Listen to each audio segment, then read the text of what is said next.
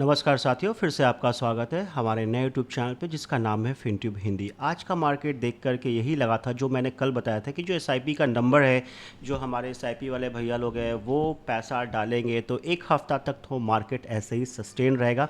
उसके बाद देखना होगा क्या होगा। और जैसे ही मार्केट ऊपर गया, आईटी का थोड़ा स्टॉक ऊपर गया, हर आदमी वीडियो बना करके ये डाल रहा है कि देखो हमारा इंडिया का मार्केट ऊपर जा रहा है और यहाँ रेजिस्टेंस हो गया, वहाँ रेजिस्टेंस हो गया, ये ब्रेकआउट हो गया, ये ब्रेक इन हो गया।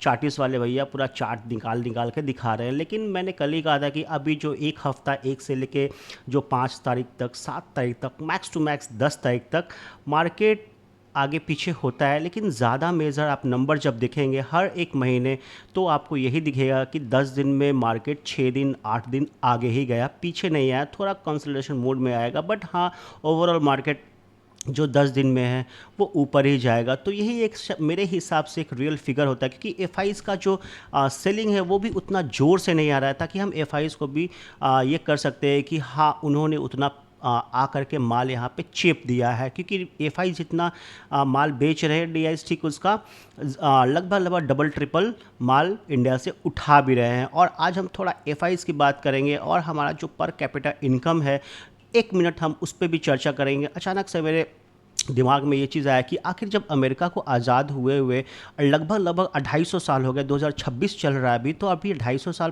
पहले अमेरिका आज़ाद हुआ था और अभी 34 करोड़ की आबादी में आखिर 1 करोड़ रुपया हर साल एक आदमी पर कैपिटा इनकम, मतलब घर में कितने भी लोगों, लेकिन हर आदमी लगभग लगभग 1 करोड़ रुपया कमा रहा है। वही अगर इंडिया का अगर हम कंपैरिजन करेंगे तो ऑब्वियसली हम लोग 140 करोड़ 150 करोड़ हैं और हमारा जो फिगर है वो बहुत बहुत ज़्यादा लो है। मतलब लगभग समझिए $2800। जब $2800 को 95 96 97 से भी अगर आप मल्टीप्लाई करेंगे तो ज़्यादा बहुत बड़ा नंबर नहीं आता है। लगभग लगभग 2.5 लाख या 2.75 लाख के आसपास का नंबर आता है। और आप यही बोलें कि अमेरिका 250 साल पहले आज़ाद हुआ और 34 करोड़ आबादी, इसलिए वो उतना है। तो हम चाइना से भी हम कंपेयर कर सकते हैं कि चाइना का जो फ्रीडम है वो ठीक इंडिया के 2 साल के बाद है। हम लोग 1947 में आज़ाद हुए थे और चाइना ठीक हमसे 2 साल बाद 1949 में वो आज़ाद हुआ था। और दोनों का पॉपुलेशन सेम है, लगभग लगभग सेम है। 1.4 बिलियन हम लोग हैं, लगभग 140 करोड़ आबादी है और लगभग लगभग वो भी 140 करोड़ आज की डेट में है। लेकिन फिर भी China 12-13 lakh per capita income के हिसाब से हर साल की बात हो रही है। हम इंडियन रुपी में बात करेंगे चाइना का तो 11-12 लाख रुपए हर आदमी एक साल में कमा रहा है। मतलब लगभग 90,000 से 1 लाख रुपया हर आदमी एक महीने में कमा रहा है। और हम लोग एक साल में 2,70,000 75,000 एक साल में कमा रहे हैं। तो आप सोचिए कि कितना डिफरेंस है और कैसे कितना लॉन्ग जर्नी हम लोग को जाना। अभी हम लोग जो स्टॉक मार्केट में आए हैं, जो नए इन्वेस्टर और जो ये सोचते हैं हड़बड़ हड़बड़ करके पैसा कमा लेंगे, नहीं, यहाँ पे आपको डेकेड्स देना पड़ेगा। आपको कम से कम 5 साल 10 साल में आपको तो समझ में आएगा कि क्या नहीं करना चाहिए मार्केट में, क्या करना चाहिए वो हर आदमी बता रहा है, लेकिन क्या नहीं करना चाहिए शायद उसकी बात कोई नहीं कर रहा है। तो आपको बस यही करना है कि आपको इंतज़ार करना होगा, आपको अच्छे स्टॉक लेना पड़ेगा।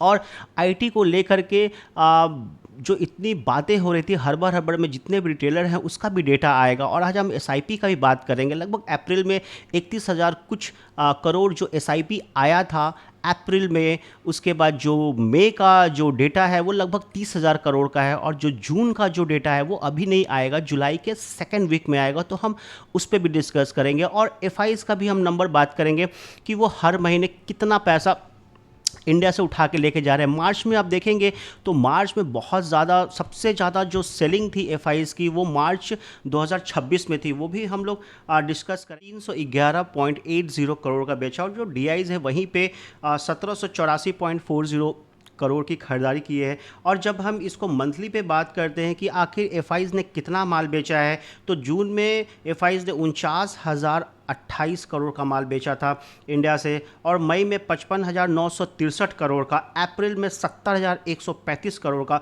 मार्च में सबसे ज़्यादा सेलिंग आई है 2026 की अगर हम बात करेंगे तो 1,22,540 करोड़ का। और स्टिल जो जुलाई में जो हमारा सेकेंड जुलाई चल रहा है वो अभी तक है 1452.3 करोड़ का।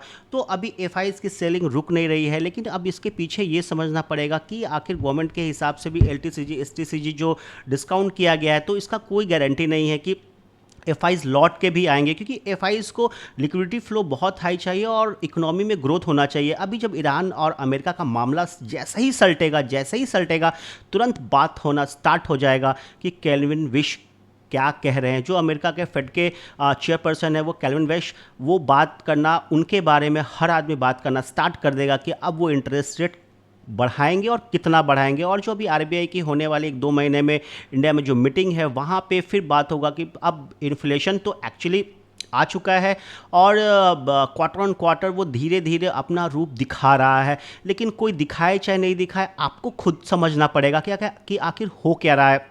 तो वहाँ पे कहीं 25 बेसिस पॉइंट या 50 बेसिस पॉइंट खटाक सा ऊपर न कर दे। मैं तो बहुत इस बात को लेकर के स्तब्ध था कि जब स्टैंड अलोन रखा गया, जब आरबीआई का लास्ट टाइम जो मीटिंग हुआ था उसमें जो रेट कट के बारे में बात हो रही थी कि रेट कट तो खैर होगा नहीं, बिल्कुल नहीं होगा, लेकिन हाँ बढ़ेगा। तो मैंने सोचा यही था कि 25 बेसिस पॉइंट तो ज़रूर बढ़ना चाहिए, लेकिन वो बढ़ा नहीं।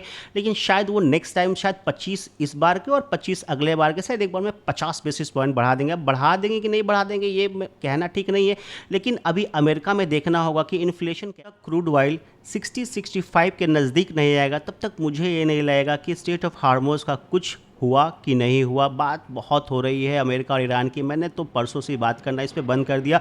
बस मैं क्रूड ऑयल को ट्रैक कर रहा हूँ कि क्रूड ऑयल कैसे 60 पैसा तक पहुँच जाए। और आज का जो क्रूड ऑयल है वो 70.78% से ट्रेड हुआ है, मतलब -1.10 से नीचे आया है। और गोल्ड भी धीरे धीरे सरक रहा है, कंप्लीट सरक रहा है। मैंने अपने कल के भी वीडियो में बताया था, और कल के वीडियो में जो ट्रंप वाली जो खबर थी, जो उन्होंने अपना 927 पेज का जो अपना फाइनेंशियल रिपोर्ट डिस्क्लोज़ किया है और कैसे 5,000 करोड़ क्रिप्टो करेंसी से कमाया और आगे पीछे करके जो स्टॉक में, अमेरिकन स्टॉक में पैसा कमाया, अपने बिजनेस से पैसा कमाया, काफ़ी तरीके से पैसा कमाया। मैं सुबह में उनका फाइनेंशियल रिपोर्ट देख रहा था, तो मैंने सोचा कि क्यों ना आप लोगों के लिए भी वो उपलब्ध करा दूँ। तो मेरे कल के वीडियो के कमेंट बॉक्स में डोनाल्ड ट्रंप की बात हो रही है। डोनाल्ड ट्रंप का फाइनेंशियल रिपोर्ट 927 पेज का पड़ा हुआ है, जो पब्लिकली है, आप भी जाकर देख सकते हैं।